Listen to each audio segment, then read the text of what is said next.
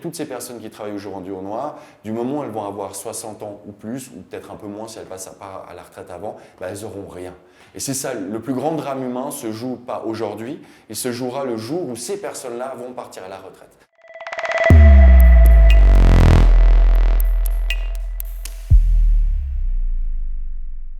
Bonjour Andreas, Bonjour Tariq. content de t'avoir parmi nous aujourd'hui. Batmade est en pleine transformation, il y a d'énormes changements. Est-ce que tu peux nous en dire un peu plus? Alors Batmade a décidé de devenir un groupe, donc Bat Group SA, afin de lutter contre la mission première de Batmade qui était la lutte contre le travail au noir. Et pour ce faire, en fait, on a décidé de monter 3 structures, 3 plateformes, Batmade, le nouveau, Batwork et Batsoft. En quoi Batmade devient un nouveau Batmade par rapport au groupe? Alors aujourd'hui, le Batmade qu'on connaît aujourd'hui sera un peu différent à partir du 1er janvier, dans le sens où Batmade deviendra l'employeur des hommes et des femmes de ménage sur la plateforme. Batwork sera une plateforme de mise en relation où un employeur privé pourra venir sélectionner son employé, lui proposer un salaire et ensuite il attendra d'avoir un retour, une confirmation pour la proposition de contrat. Et pour Batsoft, ce sera en fait un logiciel online pour en fait s'occuper de tout ce qui est la fiducie, donc déclarer, assurer son employé, ainsi qu'en fait gérer tout ce qui est le time-sheeting lié au ménage. Donc Batmade, le nouvel employeur des femmes de ménage ou des agents de ménage. Batwork, une marketplace qui réunit l'ensemble des différents acteurs, donc employeurs et employés. Et Batsoft, effectivement, ce logiciel qui a pour vocation de faciliter les relations entre employeurs et employés concernant ce type de travaux. Exactement. C'est exactement donc les 3 setups qu'on a pour ces 3 plateformes. Aujourd'hui, ce qu'on voulait vraiment faire avec cette transition du groupe, c'était de mettre en avant en fait que pour pouvoir lutter efficacement contre le travail au noir, il faut absolument avoir tous les différents types de services qui sont liés au secteur du ménage à domicile.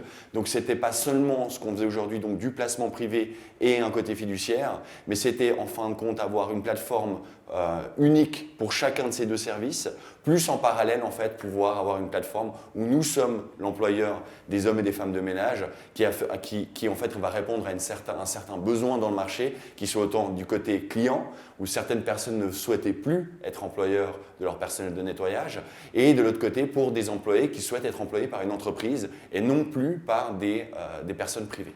Donc une concentration encore plus forte sur chaque entité concernant justement les besoins dans le secteur du ménage. Quelle a été la raison qui vous a poussé à créer ce groupe et ces différentes entreprises? Alors c'est une idée qu'on avait déjà il y a quelques temps, donc c'est pas nouveau entre guillemets. Par contre, ce qui a accéléré énormément ce changement, ça a été la crise du Covid-19, car on va dire les images et en fin de compte les retours de pas mal de personnes sur le terrain, donc du personnel de nettoyage qui aujourd'hui cherche du travail sur notre plateforme. C'était vraiment une envie de pouvoir répondre à leurs besoins, d'une partie en tout cas de ces personnes, de leur dire demain vous aurez le choix d'être aussi employé par une entreprise si vous le souhaitez.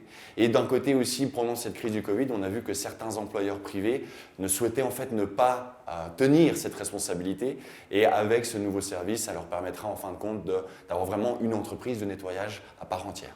Donc cette transition est en train de s'opérer, elle sera officiellement lancée, je dirais, le 1er janvier 2021, c'est bien ça? Exactement. Donc aujourd'hui, ça fait quelques mois maintenant qu'on travaille sur ce changement. Le changement sera vraiment effectif à partir du 1er janvier 2021. Le but maintenant pour nous, c'est de se mettre en place sur ces 3 plateformes, être sûr qu'on puisse avoir un produit qui réponde aux attentes et en fin de compte aujourd'hui on a eu à peu près 2000 meetings avec l'ensemble des agents de nettoyage sur la plateforme pour leur demander leur choix, c'est-à-dire qu'est-ce que vous souhaitez faire dans le futur. Est-ce que vous souhaitez chercher du travail sur Batwork, ou est-ce que vous souhaitez travailler pour Batmade, ou peut-être les deux. Donc aujourd'hui, on a reçu une grande partie de ces réponses, et notre but, c'est en fin de compte maintenant de répondre aux besoins de nos clients actuels avec le besoin de leurs employés. Donc si je comprends bien, c'est avec Batmade offrir une certaine sécurité, on va dire, en recrutant directement les femmes de ménage, et puis de l'autre côté, pour d'autres services ou d'autres entreprises comme Batwork, ou même des entreprises qui n'ont rien à voir avec le groupe, on va dire laisser la possibilité aux agents de ménage de pouvoir garder cette flexibilité et cette liberté qui peut leur être chère à leurs yeux. Absolument. Aujourd'hui, ce qu'on a vu à travers les 2000 meetings qu'on a eu jusqu'à aujourd'hui, c'est qu'il y a un grand besoin d'un mix. C'est-à-dire qu'aujourd'hui, être employé seulement par une entreprise, ça veut dire perte de flexibilité. Aujourd'hui, 85% des agents de nettoyage, donc on parle de plus de 1700 personnes sur la plateforme aujourd'hui, ont des enfants en âge au-dessous de 15 ans, ce qui veut dire qu'ils ont besoin de cette flexibilité. Aujourd'hui, de ne pas en fait, avoir un mix entre un modèle où on est sur Batwork et on trouve son employeur privé facilement et où il y a une plus grande flexibilité en fin de compte de son emploi du temps, de perdre ça pour seulement avoir un travail fixe, alors ça on voit aujourd'hui qu'en fin de compte 100% des personnes ne souhaitent pas perdre cette flexibilité, c'est plutôt avoir cette flexibilité avec une sécurité supplémentaire qui est être employé par une entreprise. Très bien, vous avez parlé d'un groupe, d'une holding, c'est loin un peu de l'ADN on va dire d'une start-up, est-ce que vous considérez toujours une start-up ? Je pense que le mot start-up, c'est plutôt un état d'esprit d'une manière générale. Ça veut dire qu'on doit être pari à l'innovation, on doit savoir en fin de compte prendre des risques. Aujourd'hui, on en a pris beaucoup depuis ces début d'année, ça a été un peu les montagnes russes en termes d'émotions. Aujourd'hui, on est très content de pouvoir mettre en place ce groupe et en fin de compte, ça ne perdra en rien notre esprit start-up. Est-ce qu'on est une PME? Est-ce qu'on est une grande entreprise? Est-ce qu'on est une petite entreprise? Je pense que aujourd'hui, ce n'est pas ça à quoi on doit répondre, c'est plutôt est-ce qu'on est capable d'innover et de pouvoir continuer cette innovation dans les années à venir avec le même rythme qu'on a eu jusqu'à aujourd'hui. Et ça, oui, je le confirme. Est-ce que vous pensez qu'au niveau de votre croissance depuis les débuts, donc depuis 5 ans, est-ce qu'elle a été uniquement liée à l'innovation ou à d'autres facteurs ? La croissance, à mon avis, répondait à un besoin fondamental de l'économie qui était en fin de compte, à l'époque, comment on trouvait son agent de ménage, c'était avec des petites annonces chez Coop ou Migros ou à travers des amis. Du moment où en fait, on a pu mettre en avant des plateformes où tout s'est fait aussi simplement, en fin de compte, les gens se sont dit pourquoi aller ailleurs alors que j'ai un endroit où c'est extrêmement facile de faire l'ensemble de la recherche et en même temps de la déclaration de mon employé. Et je pense que c'est ça qui a créé aujourd'hui le succès. Mais pour mettre en place toute cette plateforme, etc., si je veux dire, c'est quand même 30 personnes qui travaillent aujourd'hui en IT. C'est une grosse plateforme, ce n'est pas juste un site internet vitrine, c'est vraiment un site où il y a une gestion derrière, où il y a beaucoup d'algorithmes qui tournent. Et en fin de compte, c'est là où la technologie sort son jeu. Alors technologie, algorithme, c'est souvent des mots qui font peur et qui sont souvent parfois mal utilisés. En tout cas, vous êtes parfois cantonné sur une boîte de technologie qui ubérise ou disrupte son modèle sans jamais vraiment parler du côté humain. Est-ce qu'on pourrait peut-être donner un peu plus de contexte sur cet alignement peut-être entre la technologie et l'humain puisque j'ai l'impression qu'on est vraiment sur ce lien avec les agents de ménage qui est très important, avec cette relation aussi, ces interviews en tout cas qui ont été menées pour pouvoir demander justement quel serait le meilleur cadre pour ces femmes et ces hommes de ménage. Est-ce que tu pourrais commenter cette partie ? Absolument. Donc déjà, j'ai parlé de la technologie. Donc la technologie, je pense qu'aujourd'hui, elle est partout. Je veux dire que du moment où on prend sa voiture, on prend un vélo et on a des feux sur la route, ils ont été gérés par des algorithmes. Donc en fin de compte, un algorithme n'est pas un mauvais mot. Aujourd'hui, il a été mal utilisé par certaines personnes. Mais aujourd'hui, un algorithme, c'est juste en fait un moyen pour optimiser un système de gestion. Et pour nous, c'est vraiment le cas. Donc, c'est vraiment en fin de compte pour optimiser, que ce soit des temps de trajet, que ce soit optimiser en fait les recherches, les besoins de chacun. Donc, en fin de compte, c'est vraiment la technologie au service, en fin de compte, des humains. Et les humains, revenons-en, parce que je pense que c'est ça quand même la vocation première de Batmade. Notre lutte contre le marché au noir, elle n'a pas commencé cette année. Elle a commencé il y a maintenant 6 ans en arrière, qu'on avait juste une page blanche devant nous. Du moment où on s'attaque à un marché qui est le secteur du ménage à domicile, d'une manière ou d'une autre, on doit absolument penser humain parce qu'on a un rôle social. Ce rôle social aujourd'hui nous prend très à cœur. Je pense que c'est une des choses qui fait qu'on se lève le matin, on a la joie, on a envie de se battre. Et aujourd'hui, ce qu'on voit, c'est qu'on veut donner beaucoup plus de sécurité et en même temps un outil sûr pour tous les agents de nettoyage en Suisse et en même temps pour ne pas envoyer aujourd'hui les clients dans un marché au noir, c'est offrir la meilleure technologie possible pour que ce soit la facilité d'utilisation en fin de compte vienne au-dessus du besoin de payer peut-être un peu moins cher dans le travail au noir. Voilà. Alors on a souvent dit que les entreprises cherchaient absolument le profit et le bénéfice avec des actionnaires ou non.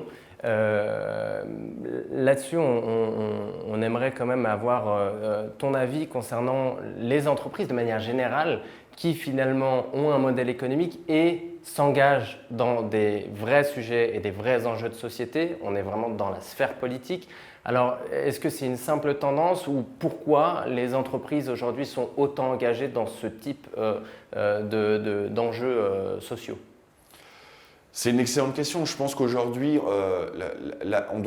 une entreprise ne doit pas être créée simplement pour faire de l'argent.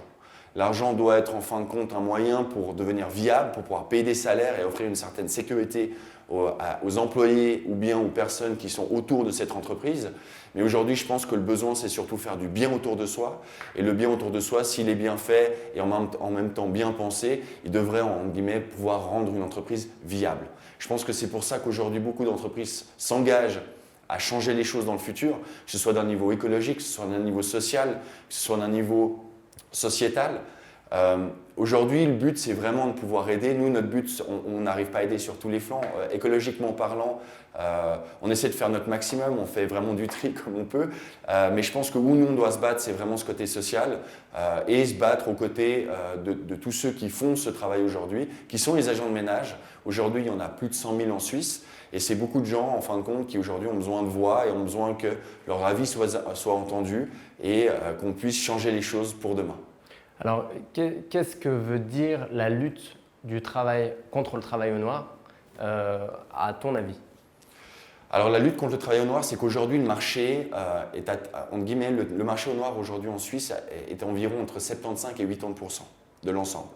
Donc, si on prend, c'est à peu près, le marché du ménage à domicile est estimé à peu près 1 milliard, ce qui représente à peu près 800 millions, 750 à 800 millions qui sont payés en fin de compte de main à main. Et tout cet argent-là, il n'y a pas on ne part pas dans les caisses AVS et en même temps, il n'y a pas d'impôt. Le vrai problème derrière ça, c'est plutôt les retraites.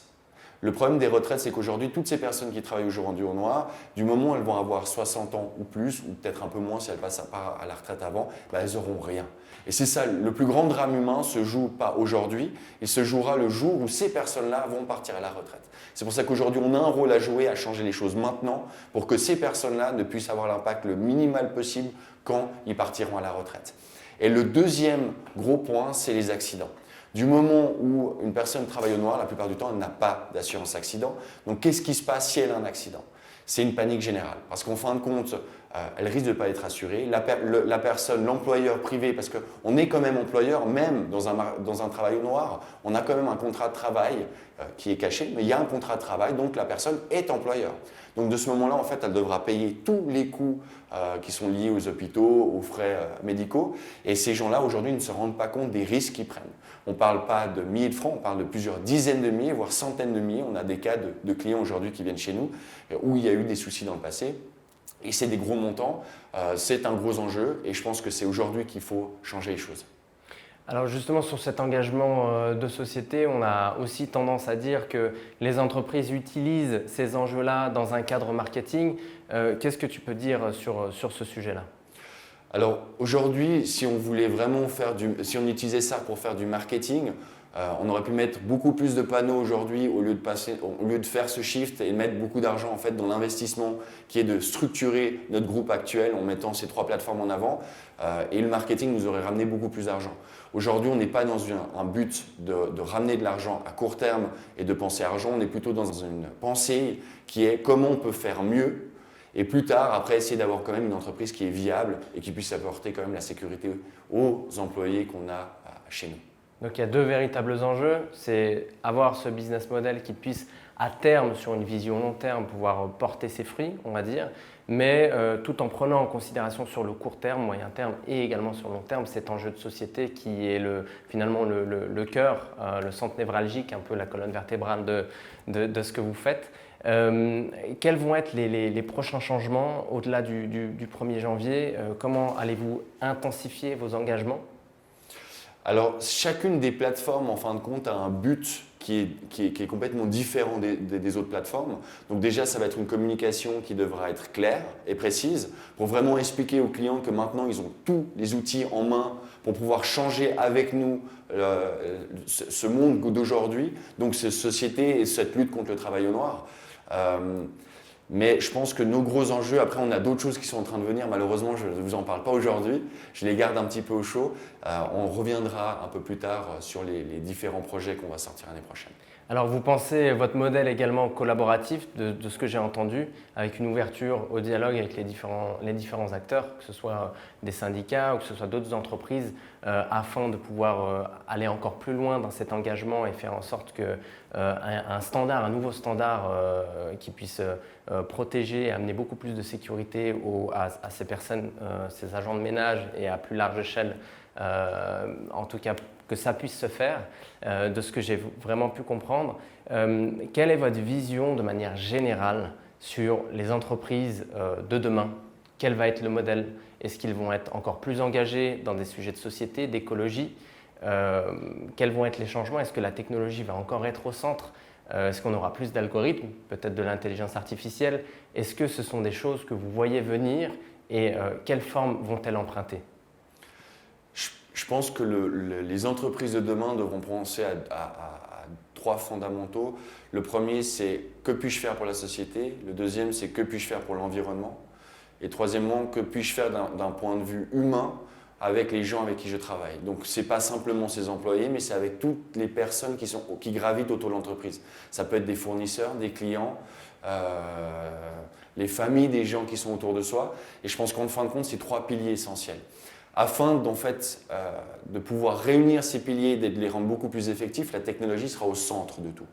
Pas comme en fait ce sera juste un outil. Ça veut dire qu'en fin de compte, ce n'est pas la technologie qui va réguler l'ensemble, parce qu'en fin de compte, ça va toujours être une vision humaine, à mon avis, qui va pouvoir pousser les choses, mais c'est plutôt en fin de compte, la technologie va amener une optimisation des flux et une optimisation de l'ensemble du travail qui est effectué pour rendre en fait plus facile la réalisation des trois objectifs que j'ai cités avant.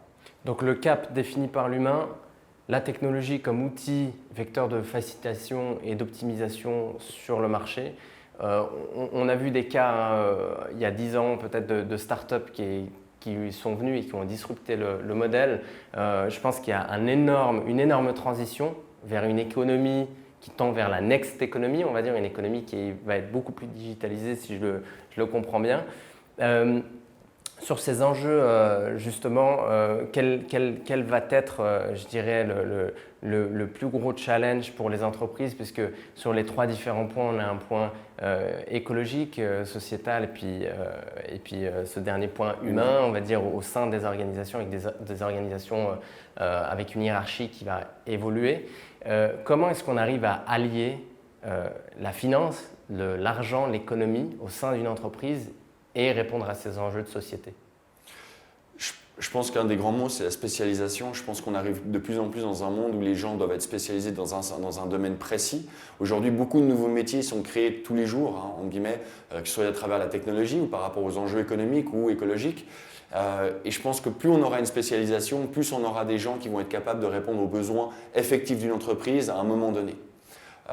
Aujourd'hui, on parle beaucoup du freelancer. Je pense que c'est un modèle qui va s'accentuer, et même pour les postes à plus haute responsabilité, d'une manière, en fin de compte, où il est mieux cadré et que d'un point de vue sécurité de l'emploi pour ces personnes-là, soit assuré. Et là, c'est là où, l'année prochaine, on arrivera avec une grande nouvelle sur un nouveau logiciel qu'on est en train de mettre en place, justement pour répondre à ces besoins-là. On se réjouit d'en apprendre plus. Merci Andreas, et puis à tout bientôt. Merci Tariq, à bientôt.